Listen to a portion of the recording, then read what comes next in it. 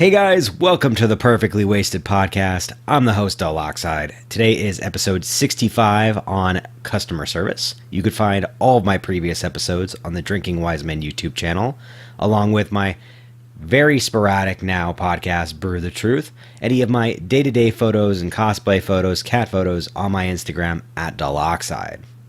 So today I wanted to talk a little bit about customer service for several reasons.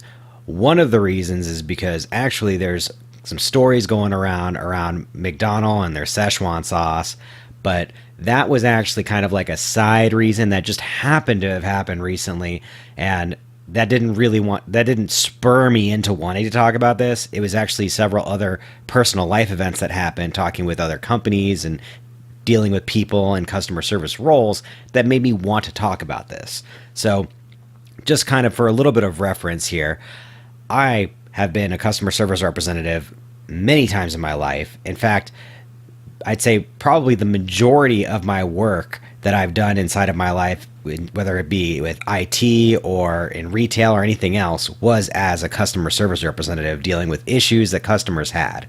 So I understand where customer service representatives are coming from and what they have to deal with on a daily basis. I get these things. Now, that doesn't make me any less of a pain in the ass to deal with. In fact, it probably makes it even worse for these people because I understand what they're working with and I know what they can do. So based on what I know that they can do, I kind of make reasonable, unreasonable requests, and that makes it much harder for them to do their job because most of the time, if they are trying to offer you some kind of compensation, if you just outright tell them exactly what the compensation that they can give you is and that's spot on, they generally don't want to do it. That's kind of my example here is essentially, knowing how the system works, being able to get through the system and work the system essentially and make it so that you as the consumer are able to basically get what you were supposed to be provided. So there's that. Now, based on what I said earlier, if you don't kind of know what happened with the whole Szechuan sauce fiasco, basically McDonald's came through and they said they were going to come back with the sauce that had been discontinued.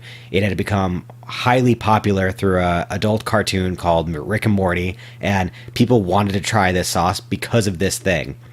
What McDonald's didn't say is that it was ultra super duper limited.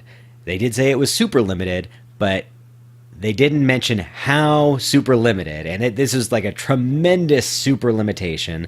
In this case, it was in my city of Las Vegas. They had 2 stores that had it. In the 2 stores that they had it, each one got 20 packets of this 1-ounce sauce.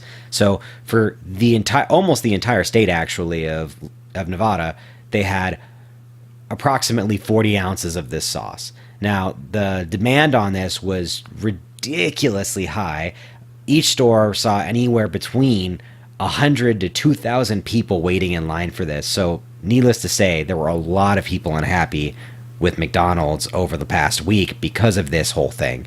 So that's kind of where that came in. And their customer service on this was pretty phenomenally bad. They basically, they kind of don't ever listen to what the customers want, and they obviously couldn't gauge properly what the customers wanted in this case.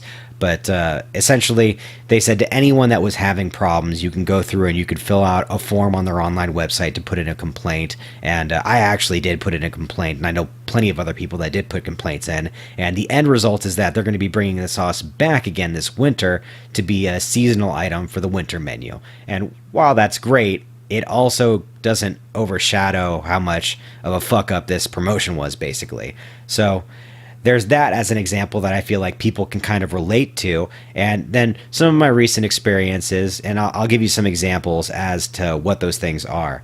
So as a for instance, I do have an Apple Watch. I've made cast about it, mentioning it in the past, and I had a kind of stupid problem that was kind of my fault, but not really my fault. I was being able to send out messages from my watch or my phone, but they wouldn't sync with each other. So if I sent a message from my watch, it wouldn't show up on my phone. If I sent a message from my phone, it wouldn't show up on my watch. It was a really stupid problem. All right, so I went through and I chatted with Apple, and I talked to people on Apple's online chat and actually over the phone trying to resolve the issue, and I was unable to. for whatever reason, I just wasn't able to sync the two devices. It was a highly irregular situation. They had me go through and restore my watch, update my watch, restore my watch, make sure it's on the newest update, do the same thing on my phone several times. It was a complete waste of time. And the end result was, after literal hours and hours, probably in the area of 6 hours of trying to troubleshoot this, with my own time, basically, I got through to a representative that essentially they said there's nothing else that we could do. We're going to basically escalate this on to engineering, and engineering is going to go ahead and do it, which required me to wait 2 days to hear back from engineering through that representative. I couldn't even actually talk to them and to find out what the fix was. And in this specific case, it was a really dumb problem that they probably should have had on record for this kind of issue already. And I was pretty upset about it, that it took that long. And I'm sure a lot of people can relate to having phone calls or chats with different companies and having to go through all of these different things. But the thing that I learned from this is that, as I've always known as a customer service representative, these companies don't give a shit about what's happening with you, all right, or what your problem is. Basically, if it is just outside of their scope, they don't care at all. And now the majority of my work that I did was inside of IT. So as an IT customer service representative, it was very easy to say, hey, this is not really inside of the scope of what I should be doing. And essentially what they're supposed to do is, every single time when you're calling in to take care of these issues, they're supposed to upsell you on something else, even though they're looking for a way to make your service better and to go through and make it so that your experience in this specific instance is the best that it can be. They're always trying to make a dime off of you. And the perfect example of this would be if you call into your cell phone provider and you try and change your plan from something to something that's going to get you the most bang for your buck. They're always going to try and tell you oh, by the way, you have upgrades that you could do on your phones. If you do this change over DirecTV or Dish or whatever and make this contract with us, then we can go ahead and lower your bill an extra $10, even though you're going to be paying, $50 upwards, just to try and get whatever service they might be able to provide you with.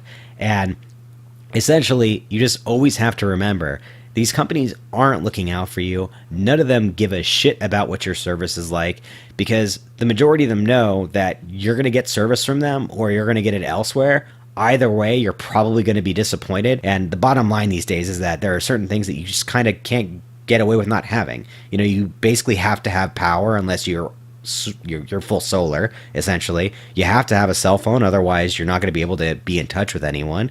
You have to have electricity, which I said was solar, basically. You have to have water. You have to have someone pick up your trash. There are certain things that you have to have in life, and most of these companies locally inside of your area are probably monopolizing this. And the truth is that most of these companies just don't give a shit. There are a couple of exceptions to the rule. Obviously, companies like Amazon do kind of care what customers want. eBay is another example where they're almost always going to go with the person that is purchasing instead of the person that is selling. The reality is that they don't really give a shit what your experience is, because they know that you're probably not going to get any better experience from anywhere else. So essentially, those surveys that they have you go through and say, hey, was my performance excellent on a scale of 1 to 10? How would you rate this? So on and so forth. That's all just bullshit metrics to try and make it so that they can kind of justify how poorly they're doing, oh yeah, well, a lot of people said that they didn't like this, so we're going to change our verbiage to make it so that it seems like we're not wrong in every single case. Instead of saying anything that could be taken negatively, you are not allowed to say anything about competitors, whether it be positive or negative. You're not allowed to say anything about any of the plans or the way that you feel about your company, regardless of what company you work for. And basically, you're just you're told to be neutral to literally everything. So in case you haven't worked for a company doing customer support, or you haven't done any over the phone support or anything like this, those are kind of the limitations these people have to work with. So in my case, when I got done with my cell phone provider and they basically told me they couldn't help me, but I could write a letter to the office of the president, I just kind of laughed at them, because I had actually worked for the company previously. I knew that writing that letter would essentially get me nowhere. It might get me a gift card or something like that, but it's essentially nothing, for the amount of time that I spend on some of these issues, and that people spend on some of these issues to get corrected through customer service representatives. It's just laughable to think that you could buy me off with like a $10 gift card to like Applebee's or something like that. Now, while the gesture is nice, since you do spend tons of time talking to these representatives, trying to get over these companies' fuck-ups in most cases, it also just isn't enough. That's not what we're looking for. We want to be compensated for the time that we're trying to do these people's jobs for them. So with that, even though this was kind of a rant, let me know what you think about customer service. Maybe you think that I've got this completely wrong. Maybe you've had an encounter with somebody in customer service that was just tremendously bad and you want to just express it. By all means, let me know, comment down below. Let me know what you thought of the episode. Please do like, share, and subscribe to these episodes. Again, it helps just so tremendously, guys. And as always, that was 10 minutes perfectly wasted.